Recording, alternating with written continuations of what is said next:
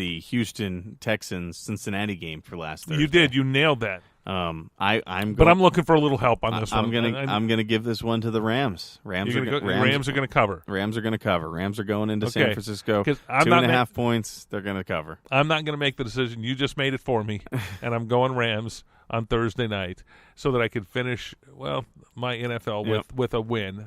Gurley is going to have a game. Let me tell you that. So. And Jared Goff is looking, as bad as he looked his first year, he didn't win a game his first year, He started 7 or 8 games, didn't win a game. They got a new coach, got the kid now. His coach, Sean McVay, 31 years old. Youngest. Not 33? Well, if you take his age. No, just go on. Just go that. Okay. Just move on. You add Larry Johnson's number with the Knicks. That's 33. He was number 2. Okay.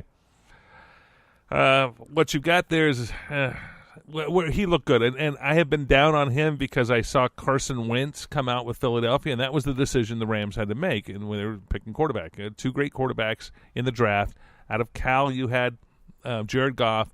And you had Carson Wentz out of Moose Hat, Montana, or somewhere. Okay, Montana State, Montana Tech State U, Southwest Tech State U, Montana, something. Okay, he was a Bison, I believe, up there. So love it, but small college. But I wish they would have gone with him at the time. I said go with Carson Wentz. I like how he looked at as a quarterback.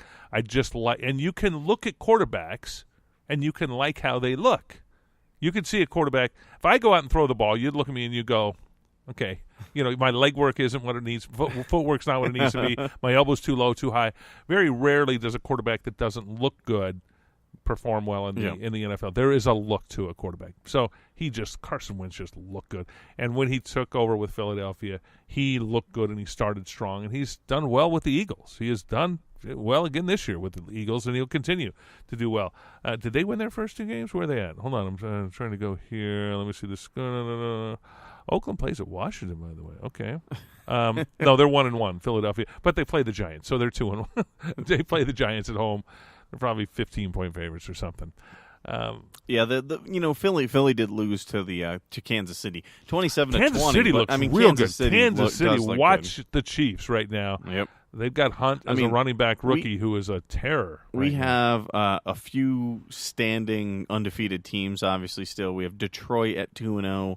Atlanta's still 2-0. Carolina 2-0. Unbelievable there. We have Denver at 2-0. Oakland at 2-0. Kansas City. So, take a look at AFC West. I mean, 3 2-0 teams right now. Obviously, the LA Chargers, 0-2. Did you hear about they can't even sell out their stadium. I've heard that. So 27,000 max in the stadium. They sold 25,000 tickets. Only 20,000 people showed up, and half of them were Dolphins fans. That's sad. That's sad. They might as well just. And the politics behind why they made the move, when they made the move, is real simple to figure out.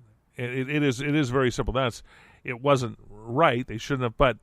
But the NFL, when the Rams and the Rams triggered all of this. Yep. My Rams finally coming after 21 years in St. Louis, which I disowned them and was homeless for years and did not have an NFL team. That was almost the St. Louis Patriots. I mean, it's unbelievable. Oh, let's go there. It was days prior. Robert Kraft bought the Patriots before they moved. So think about that. Yes. So it was. I didn't care. They could have won 21 Super Bowls. I would not have cared about that team in St. Louis. They weren't my Rams. And when Georgia Frontieri's husband died, in the pool, suspicious things was anyway. I'm not. They're both gone, so I can't slander either one of them, I don't think. But anyway, when she moved the team there, it was, okay, disown them. By the way, the Raiders and the Rams moved the same year, 94? Yeah, they did. Yeah, the Raiders moved back, and the Rams moved to St. Louis. And, the Chargers, though, I mean, didn't have a team forever. So they moved back. I'm excited. I'm fired up. Then they tossed that brick of last year. But Roger Goodell said in a news conference, he said, okay, the Rams are in the number 1 spot to move to this new stadium, the new $2 billion spaceship that's going to be built there in L.A. near Carson. And The number 2 position is going to be the San Diego Chargers. You can move. And the number 3 position would be the Oakland Raiders to be able to move. I think Stan Kroenke, the owner of the Rams, made a deal with Roger Goodell that he did not want the Raiders in L.A. because they would suck all the air out of the Rams. They would not even close. Yep. Not even close. There would be the Rams. There would be no reason for the Rams to move to L.A. if the Raiders were going to join them in L.A. And they wanted an L.A. team, and they wanted the Rams back in L.A. for the reasons that I feel and that sort of stuff. And now with that comes love the white helmets, by the way. Those are old school Rams. Old school Rams. Those are old school Rams. That's fearsome, foursome helmets. So that being said, San Diego felt that if it was going to make a move, that would be the they time. better hustle because the clock was on them. They had 1 year to make the decision of whether they were going to take that 2 spot. So then they said, see you later, Qualcomm. You're not going to get us a new stadium down there. You can go ahead and now name something. It's not even Qualcomm. But just call it the Murph again, okay? It's Jack Murphy Stadium. We'll go back to old school. But, yeah, I mean, now they're playing in the StubHub. So now they're in StubHub. $100 parking, by the way. No way. $100 a car to park at StubHub. That's probably more than the ticket itself. Oh, I would imagine. And that might explain some of the reason why there's so few people there. You know, the StubHub Can Center. we get 50 people in the car? And we fill up the no kidding. love bug with Uber's probably loving it out there. So, but I mean, StubHub that's a smaller stadium than we have for UNLV to play in. Oh, at UNLV when they expanded, it's up to 40,000. Yeah, and I mean, StubHub's at 27,000. The NFL had a rule. Well, they still have this rule in effect, okay, but it's not a rule because they don't enforce it. They have a rule that you can't play in a stadium with fewer capacity than 50,000 for a regular season game. And they waived that rule when the Seahawks blew up the Kingdome and for a year had to play at University of Washington there on Lake Washington in Seattle before they got their current stadium built. And that's 45,000, something like that. So they waived that rule and said, okay, we understand under the circumstances, just there for 1 year. So they waived the rule again with the Chargers to go play in a small stadium. It might be worth it. When do they play? Oh, they play the Raiders there on New Year's Eve. Wow, yeah. No, it is New Year's Eve. They play the Raiders down there. And at some point we got to do a road trip, Bill. And so, hey, that might be the time. But I don't know if I'm sure they'll have tickets available. Well, no, actually, it'll be Raiders fans. It'll be Raiders Stadium too. Yeah, it'll be a Raider home game. So I mean, yeah, the Chargers are 0-2 right now, not looking good at all. But you know, it's unfortunate. But let me talk about the stadium here for a moment, okay? Before we jump fully into the NFL. I want to jump back to baseball when you're done. Oh, baseball. Okay. There's a boiling feud. There's some issues with the stadium location here. The location that they're looking at for Raider Stadium is just west of Mandalay Bay, on the other side of I-15, on the west side of I-15. Yep. There's a large empty lot there. You can go to my website, ronfutrell.com, and soon the VegasSportscast.com will have this article up there. A friend of mine, John L. Smith, wrote an article in the Nevada Independent newspaper about issues with that site, and they're multiple, and they might be unfixable. It's 70 acres. It's large enough for a stadium, and 2,500 cars. So wow, they're really banking on the commuters. Well, and what they say is, what the standard that they use for NFL games is you need to have at least. They figure that there'll be 4 people in a car, which I think is a little high. I think there's going to be a lot of 2 people in cars. Oh yeah, without and 3 people in cars. But they using that high standard of 4 people in a car for the size of the stadium, they need 16,500 spots. Yeah. So they are 90% below. So what are they going to do? They don't know what they're going to do. That's their biggest problem right now.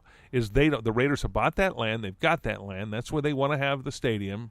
They're going to have like some type of tram put in. Well, even they're talking about the monorail, but the monorail carries 80 people at a. You're right. So you're there's right. not enough monorail. You would have to run the monorail all day and all night, and you have to start getting there at the benefit with noon the monorail the day before. is just add more cars. Well, okay, yeah, I guess you could. I mean, you could, but it's going to have to be a massive. It's a train. It's a train. just have it go nonstop, just like the tram at Disneyland. Like you're getting on the tram, it just continues to one eternal loop. Okay, so that is an issue. They don't know how to solve it. I mean, they're saying that they can put people in at the MGM, which. At the MGM, at New York, at Mandalay Bay, at Luxor, at Excalibur, all of those casinos that are right there are all MGM properties.